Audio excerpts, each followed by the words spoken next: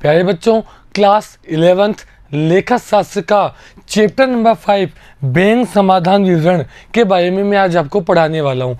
Bank समाधान विवरण क्या है, बैंक समाधान विवरण की आवश्यकता क्यों होती है एक व्यापारिक संस्था को, कैसे बनाया जाता है बैंक समाधान विवरण, ये सारी बातें हम इस चैप्टर में करने वाले हैं। प्यारे बच्चों, जैसा कि आप जानते हैं कि आज के आधुनिक समय में रोकड़ी लेन देनों के साथ साथ प्रत्येक संस्था बैंक संबंधी लेन देनों को भी अपनाने लगी है। और ये बैंक संबंधी जो लेन देन है वो चेक के माध्यम से या बैंक के माध्यम से किए जाते हैं। कई बार ऐसा होता है कि इन लेन देनों को जब हम अपनाते हैं तो इन लेन देनों के माध्यम से हमें पैसा प्राप्त हो जाता है और जिसकी सूचना हमारे पास नहीं होती है। आप सभी जानते हैं, हमने जब एक चैप्टर पढ़ा था इससे पहले वाला, वहां हमने पढ़ा था द्विस्तंभीय रोकड़बही।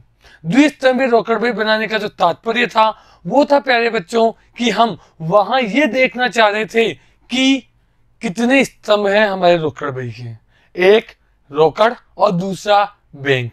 द्विस्तंभीय रोकड़बही उन संस्थाओं के द्वारा बनाई जाती है जो बैंक संबंधी व्यवहारों को अपनाती हैं। तो बैंक संबंधी व्यवहारों को अपनाने के लिए द्विस्तंभीय रोकड़बही में दर्ज करता है एक व्यापारी। इसी प्रकार बैंक, जब आप बैंक में कोई व्यवहार करते हैं, बैंक में पैसा जमा कराते हैं या बैंक से निकलवाते हैं, तो बैंक दर्ज करता है पासबुक में। आपने देखा होगा आपके मम्मी पापा के पास भी एक बैंक पासबुक होगी। बैंक पासबुक जहां बैंक प्रविष्टियां करता है कि बैंक में कितना पैसा आपका जमा है और कितना पैसा बैंक से निकाल लिया गया है आपके द्वारा, या आपके खर्चों का भुगतान कर दिया गया है। अगर मैं कहूं तो हम ये कह सकते हैं कि रोकड़ बही की बिल्कुल नकल होती है पासबुक। यानी कि पासबुक में जो बैंक संबंधी व्यवहार बैंक ने दर्ज किए हैं उन्हीं व्यवहारों को हम रोकड़ बही में दर्ज करते हैं। यानी रोकड़ बही का बैंक स्तंभ पासबुक का बिल्कुल नकल शेष डुप्लीकेट कॉपी होती है। तो क्या प्यारे बच्चों, आपकी रोकड़ बही और पासबुक दोनों का मिलान नहीं होना चाहिए? जितना पैसा आप बैंक में जमा कराते हैं उतना ही तो बैंक में जमा होता है, पासबुक में प्रविष्टि होती है। जितना पैसा आप बैंक से निकालते हैं उतना ही पैसा बैंक से निकाल लिया जाता है, पासबुक में कम हो जाता है। तो क्या आपकी रोकड़ बही और पासबुक दोनों का जो शेष है वो बराबर नहीं आना चाहिए? सामान्यतया ऐसा नहीं हो पाता है। कुछ ऐसे हमारे कारण होते हैं जिन कारणों की वजह से हमारी पासबुक और हमारी रोकड़ बही का शेष बराबर समान नहीं आ पाता है। इन्हें समान करने के लिए रोकड़ बही और पासबुक के शेष को बराबर लाने के लिए ही बनाया जाता है बैंक समाधान विवरण। तो प्यारे बच्चों, ये मैंने आपको अपनी लैंग्वेज में समझाया। अब पढ़ते हैं बैंक समाधान विवरण। सामान्यतया ऐसा अनुभव किया गया है कि जब रोकड़ बही द्वारा प्रदर्शित बैंक स्तंभ के योग की तुलना बैंक विवरण बोले तो पासबुक द्वारा प्रदर्शित शेष से की जाती है तो ये समान नहीं होते। मैंने आपको कहा था अभी कि बैंक के बिल्कुल पासबुक का ही हूबहू नकल होती है रोकड़ बही का बैंक स्तंभ। सामान्यतया बैंक स्तंभ का जो योग है और बैंक विवरण यानी पासबुक है, इससे जो प्रदर्शित शेष है ये समान नहीं होते हैं, बराबर नहीं होते हैं, इनमें अंतर होता है। इसलिए हमें सर्वप्रथम इस अंतर के कारणों का निर्धारण करना पड़ता है। ऐसे क्या कारण है कि आपकी पासबुक और आपकी रोकड़ बही के बैंक स्तंभ का योग समान नहीं है, बराबर नहीं है? सबसे पहले आप इन कारणों का पता लगाएंगे और इन कारणों का पता लगाकर ही हम कर पाएंगे उनका समाधान, बैंक समाधान विवरण। और उन्हें एक विवरण जिसे बैंक समाधान विवरण कहा जाता है में प्रतिबंधित किया जाता है। यानी मैं कह सकता हूं बैंक समाधान विवरण की आवश्यकता क्यों हुई? बैंक की पासबुक तथा रोकड़ बही के बैंक स्तंभ के योग को बराबर करने के लिए बैंक समाधान विवरण की आवश्यकता हुई। आगे बात करें क्या होता है बैंक समाधान विवरण का प्रारूप। इसे अंग्रेजी में आप बोल सकते हो बैंक रिकॉन्सिलिएशन। क्या बोल सकते हो बच्चों? Bank reconciliation statement. Bank reconciliation statement, विवरण यानी पर्टिकुलर और राशि यानी अमाउंट। बैंक समाधान विवरण, बैंक रिकॉन्सिलिएशन स्टेटमेंट, पर्टिकुलर और राशि का एक कॉलम आपके पास होता है। सबसे पहले आप कोई भी रोकड़ बही या पासबुक का जो बैलेंस आपको प्रश्न में दिया गया है उसे लिखते हैं। उसके बाद आपके कुछ व्यवहार होते हैं जो प्लस होंगे और कुछ व्यवहार होते हैं जो माइनस होंगे। कुछ व्यवहार होंगे जिन्हें आप जोड़िए प्लस करेंगे और कुछ व्यवहार होते हैं घटाइए जिन्हें आप घटाएंगे और आपको मिल जाएगा पासबुक के अनुसार शेष। अगर रोकड़ बही का शेष आपको दिया हुआ है तो आपसे उससे क्या निकाल लेंगे, पासबुक का शेष निकाल लेंगे, और पासबुक का शेष दिया हुआ है तो उससे आप क्या निकाल लेंगे, रोकड़ बही का शेष निकाल लेंगे, जो कि वास्तविकता में बराबर होगा एक दूसरे के। तो चलिए बच्चों पढ़ते हैं आगे। रोकड़ बही में पासबुक के शेष में समाधान का साधारण सा अर्थ है उन कारणों का विश्लेषण अथवा पहचान जिनकी वजह से क्या आया है, ये अंतर आया है। यानी हम सबसे पहले उन अंतरों का पता, उन कारणों का पता लगाएंगे जिनकी वजह से अंतर आया है, और उनका विश्लेषण करना, उनकी पहचान करना ही है बैंक समाधान विवरण, जो कि निम्न हो सकते हैं। कौन कौन से दो तरीके हो सकते हैं। पहला, समय में अंतर, यानी आपका जो लेन देन है उस लेन देन के अभिलेखन के समय में अंतर हो सकता है। लेन देन जैसे ही हुआ हमने रोकड़ बही में दर्ज कर दिया, लेकिन पासबुक में दर्ज होने में उस व्यवहार को 5 से 10 दिन लग गए। उससे पहले ही अगर हमने रोकड़ बही के शेष की तुलना पासबुक से की तो कंफर्म वो शेष बराबर नहीं आएगा, अंतर आएगा, क्योंकि हमने तुरंत उसको रोकड़ बही में दर्ज कर लिया लेकिन पासबुक में अभी तक कोई व्यवहार दर्ज ही नहीं हुआ। दूसरा है त्रुटियां, कुछ गलतियां बैंक से या व्यवसाय से हो सकती है। ये गलतियां बैंक से भी हो सकती है और व्यवसाय से भी हो सकती है। सबसे पहले हम बात करेंगे समय में अंतर। समय में अंतर में बात करें, जब व्यवसाय में रोकड़ बही द्वारा प्रदर्शित शेष व बैंक पासबुक द्वारा प्रदर्शित शेष की तुलना की जाती है तो उसमें अंतर पाया जाता है। ये अंतर विभिन्न प्राप्ति व भुगतान के दोनों पुस्तकों में अभिलेखन के समय के अंतर के कारण उत्पन्न होता है। जैसा कि मैंने बताया, रोकड़ बही में तो हमने प्रविष्टि कर दी, पर पासबुक में उसकी प्रविष्टि अभी 2, 5, 10 दिन बाद होनी है, या पासबुक में उसकी प्रविष्टि हो गई लेकिन रोकड़ बही में अभी तक उसकी प्रविष्टि नहीं हुई। यानी प्रविष्टि करने में समय में अंतर, दोनों जगह प्रविष्टियां एक साथ नहीं हो रही है, समय है, उस समय में अंतर की वजह से यहाँ हमारा पासबुक और रोकड़ बही के बैंक स्तंभ का योग बराबर नहीं आएगा। इस समय के अंतर को प्रभावित करने वाले विभिन्न कारक इस प्रकार हैं जिनका एक एक करके हम अध्ययन करेंगे। सबसे पहले बात करूं निर्गमित किए गए चेक जो भुगतान के लिए प्रस्तुत नहीं हुए। निर्गमित किए गए चेक से क्या तात्पर्य है। मान लीजिए आपने किसी व्यक्ति से उधार माल खरीदा और आपने उसे चेक से भुगतान किया, वो होगा आपका निर्गमित चेक।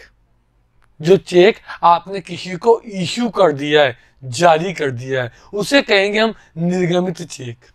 और ये निर्गमित चेक आपने तो जारी कर दिया, उस व्यक्ति ने चेक ले लिया परंतु भुगतान के लिए प्रस्तुत नहीं किया, यानी उसने राशि बैंक से अभी तक विड्रॉल नहीं की, निकाली नहीं है। तो आपने तो रोकड़ बही में इस पैसे को क्या कर दिया, कम कर दिया, लेकिन वास्तविकता में अभी तक वो रोकड़ बही की पासबुक से कम नहीं हुआ है। इसलिए रोकड़ बही और पासबुक का योग क्या होगा, बराबर नहीं आएगा।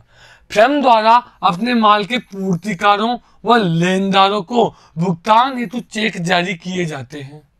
इन चेक को तत्काल ही रोकड़ पुस्तिका के जमा पक्ष के बैंक स्तंभ में प्रविष्टि कर दी जाती है। यानी रोकड़ बही में हम इसकी प्रविष्टि CR साइड कर देते हैं ताकि ये पता लगे कि हमारे बैंक से पैसा कम हो गया है। हालांकि ये आवश्यक नहीं है कि चेक प्राप्त करने वाला पक्ष उस चेक को तुरंत ही बैंक में भुगतान प्राप्त करने हेतु जमा करवा दे। हमने तो हमारी रोकड़ बही में उस राशि को कम कर दिया, लेकिन भुगतान प्राप्त करने वाले ने उस चेक को अभी तक बैंक में जमा नहीं करवाया। इस कारण रोकड़ बही में तो बैंक से कम हो जाएगा, बैंक खाते में तभी नाम करेगा जब वास्तविक रूप से उस चेक का भुगतान प्राप्त करने हेतु जमा करवा दी। यानी रोकड़ बही में तो इस बैलेंस को कम कर दिया जाएगा क्योंकि हमने तुरंत ही उसकी प्रविष्टि रोकड़ बही में कर दी, लेकिन बैंक तब तक उसकी प्रविष्टि नहीं करेगा जब तक कि भुगतान प्राप्त करने वाला व्यक्ति बैंक से उसका भुगतान प्राप्त ना कर ले। तो आपकी रोकड़ बही और आपकी पासबुक दोनों के शेष में क्या होगा, अंतर आ जाएगा। चलें अगले पॉइंट की ओर। संग्रह करने हेतु भेजे गए चेक जिनका संग्रह नहीं हुआ। संग्रह करने हेतु भेजे गए चेक, मान लीजिए आपको किसी ग्राहक से चेक प्राप्त हुआ, आपने चेक बैंक में जमा करवा दिया। ग्राहक से आपने चेक प्राप्त किया और चेक प्राप्त करने के बाद उसे आपने बैंक में जमा करवा दिया, लेकिन वास्तविकता में अभी तक उस चेक का संग्रहण नहीं हुआ, अर्थात उस व्यक्ति से पैसा हमें प्राप्त नहीं हुआ। जैसे चेक हमने जमा करवाया, हमने रोकड़ बही में उसकी प्रविष्टि कर दी कि हमारे बैंक में पैसा आ चुका है, लेकिन वास्तविकता में बैंक में पैसा कब आएगा, जब वो संग्रह होकर आ जाएगा। बैंक प्रविष्टि तभी करेगा और ऐसी स्थिति में आपकी रोकड़ बही और पासबुक में क्या आ जाएगा, अंतर आ जाएगा। जब फर्म को अपने किसी देनदार से भुगतान चेक स्वरूप प्राप्त होता है तो उसे बैंक में जमा कराने के लिए भेजते ही रोकड़ बही के नाम पक्ष में बैंक स्तंभ में उसकी प्रविष्टि कर दी जाती है। जैसे चेक को बैंक भेजा, रोकड़ बही के बैंक पक्ष में हमने उसको दर्ज कर दिया। इस कारण रोकड़ बही में प्रदर्शित बैंक शेष में वृद्धि हो जाती है, जबकि बैंक हमारे खाते में जमा में तभी प्रविष्टि करता है जब वास्तविक रूप से वह धनराशि दूसरे बैंक से प्राप्त हो जाती है।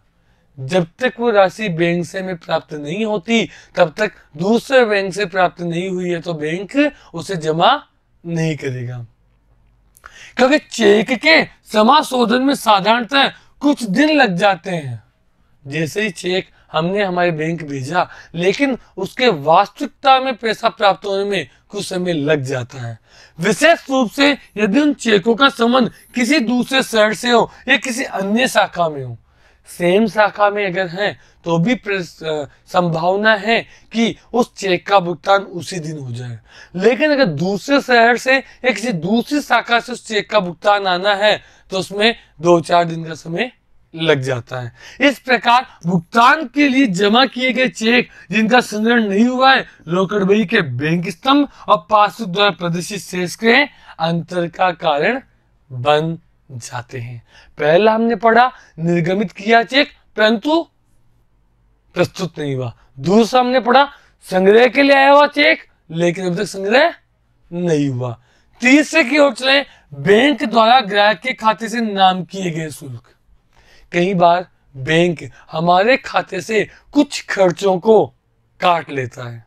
बैंक कई बार हमें सूचना दिए बिना ही हमारे बैंक अकाउंट से कुछ खर्चे, चेक बाउंस होने पर, डेबिट कार्ड का खर्च या मैसेज अलर्ट का खर्च, या कई ऐसे खर्चे होते हैं जो बैंक हमें सुविधाएं प्रदान करते हैं, उनके बदले में बैंक वो खर्चे काट लेते हैं और इनकी सूचना हमें अभी तक नहीं दी गई है। तो कई बार बैंक फर्म को प्रदान की गई सेवाओं के लिए सीधा ग्राहक के खाते में से कुछ शुल्क नाम कर देता है। फर्म इन शुल्कों की सूचना बैंक विवरण के माध्यम से ही प्राप्त करता है। यानी व्यवसाय को सूचनाएं तब मिलती है जब पासबुक में हम उसकी प्रविष्टि करवा लेते हैं, अन्यथा इन सूचनाओं की प्रविष्टि जानकारी हमें प्राप्ति नहीं होती है। परिणाम स्वरूप पासबुक द्वारा प्रदर्शित शेष रोकड़ बही के बैंक सिस्टम के प्रदर्शित शेष से कम हो जाएगा, क्योंकि बैंक ने उन खर्चों को कट कर लिया है, काट लिया है, लेकिन अभी तक हमने रोकड़ बही में उनकी प्रविष्टि नहीं की क्योंकि हमारे पास उनकी सूचना नहीं थी। तो पासबुक के अनुसार हमारा बैलेंस कम हो गया है लेकिन रोकड़ बही में ज्यादा है, तो अंतर पाया जाएगा। अगले चले, बैंक खाते में सीधी जमा कराई गई राशि। कई बार हमारे ग्राहक या कुछ अन्य प्रतिनिधि हमारे खाते में सीधा ही पैसा जमा करवा देते हैं। ये व्यक्ति होते हैं जिन्हें हमारे बैंक अकाउंट की पूरी जानकारी होती है और हम इन्हें पैसा प्राप्त करना चाहते हैं और वो पैसा सीधा ही हमारे खाते में जमा हो जाता है और उसकी सूचना हमें प्राप्त नहीं हो पाती। बैंक में पैसा डिपॉजिट हो गया है अर्थात पासबुक हमारे शेष को बढ़ा हुआ बताएगी, लेकिन रोकड़ बही में कोई प्रविष्टि नहीं है अर्थात रोकड़ बही कम बताएगी। तो लिखा हुआ है कई बार ग्राहक देनदार स्वयं के बैंक खाते में सीधे ही धनराशि जमा करा देते हैं, लेकिन स्वयं के पास इस बारे में कोई जानकारी तब तक नहीं आती जब तक कि या तो बैंक विवरण न मंगाए जाए या पासबुक में प्रविष्टियां पूरी करवाई जाए। इस स्थिति में भुगतान प्राप्त होने पर बैंक प्रलेखों में तो फर्म का शेष बढ़ जाता है, लेकिन सूचना के अभाव में रोकड़ बही ने इस प्राप्त राशि का विलेखन नहीं किया, अतः इसमें कम रह जाता है।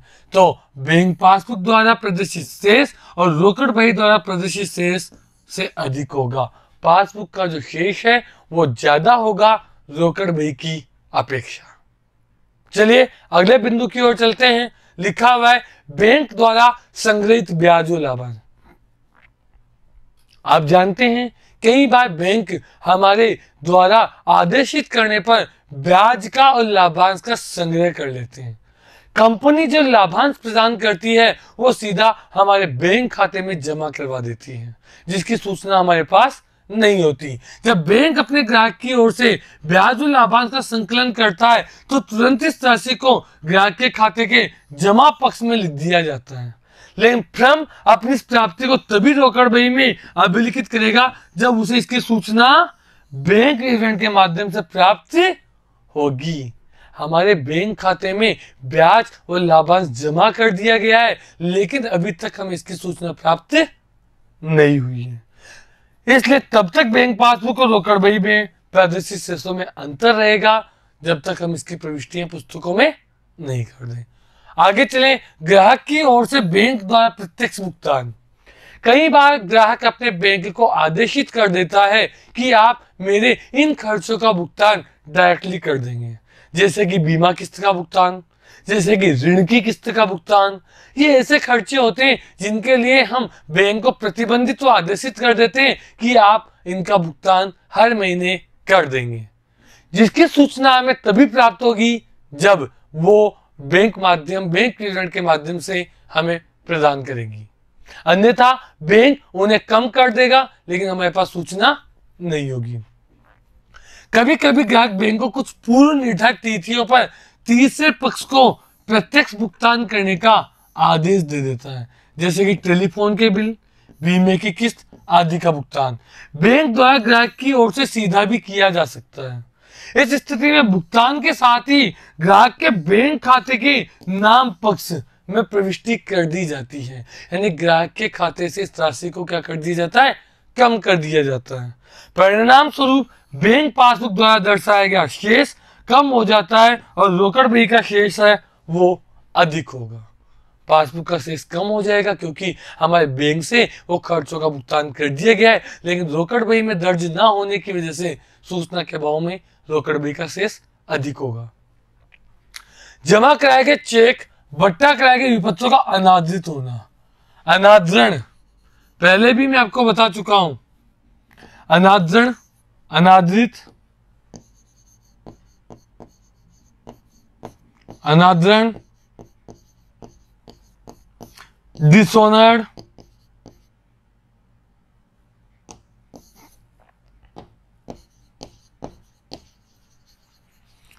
ये वो वर्ड है। हमने हमारा चेक बैंक में जमा करवाया परंतु सामने वाले व्यक्ति के खाते में पैसा नहीं था और वहां से पैसा कट के हमारे खाते में नहीं आ पाया और इस परिस्थिति में हमारा बैंक शेष कम होगा, रोकड़ बही ज्यादा। यदि फर्म द्वारा जमा कराया गया चेक या विनिमय विपत्र जो कि फर्म द्वारा बनाया गया था, बैंक से बट्टा कराया गया था, अपनी परिपक्वता तिथि को अनादृत हो जाता है, यानी उनकी राशि बैंक खाते में जमा नहीं होती है, तो उनकी राशि बैंक द्वारा ग्राहक के खाते के नाम पक्ष में लिख दी जाती है क्योंकि वो राशि हमें वास्तविकता में प्राप्त नहीं। नहीं हुई है, क्योंकि तुरंत ही इसकी सूचना फर्म की रोकड़ बही में इस संबंध में कोई प्रविष्टि नहीं की जाती। परिणाम स्वरूप बैंक पासबुक और रोकड़ बही दोनों के शेष में अंतर आ जाता है।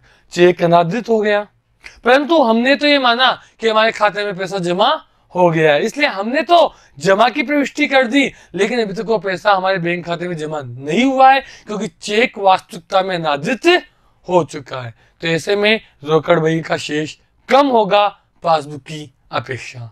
आगे चलें, अशुद्धियों के कारण अंतर।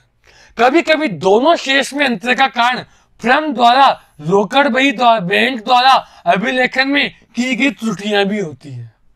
कई बार हम क्या करते हैं कि हमारे अकाउंटेंट रोकड़िए के द्वारा भी प्रविष्टि करते समय गलती हो जाती है, या बैंक द्वारा भी प्रविष्टि करते समय गलतियां हो जाती हैं। इसके कारणवश रोकड़ बही के अनुसार बैंक शेष और बैंक पुस्तिका के अनुसार रोकड़ शेष में अक्सर अंतर पाया जाता है। कई बार हम देखते हैं कि यह अंतर इसलिए होता है कि हमने बैंक शेष और पासबुक में गलतियां कर दी है बैंक ने, और रोकड़ बही में गलती कर दी हमारे अकाउंटेंट ने। तो ये कई कारण थे जिनका पता हमें लगाना होता है, उनका विश्लेषण करना होता है, और जब इन कारणों का पता हमें लग जाता है तो इनका समाधान करना ही कहलाता है बैंक समाधान विवरण। बैंक समाधान विवरण बैंक के और पासबुक और रोकड़ बही के बैंक स्तंभ के योग को समान लाने के लिए, बराबर लाने के लिए बनाया गया विवरण है। तो प्यारे बच्चों, यहां हमने इसके बैंक समाधान विवरण की आवश्यकताएं और कौन कौन से कारण हैं जिनकी वजह से बैंक समाधान विवरण बनाना पड़ता है पढ़े। अगले वीडियो में हम आपके लिए इसके विभिन्न उदाहरण लेकर आएंगे, जिनके माध्यम से बैंक समाधान विवरण आपके लिए आसान हो जाएगा। बने रहिए मिशन ज्ञान के साथ। धन्यवाद।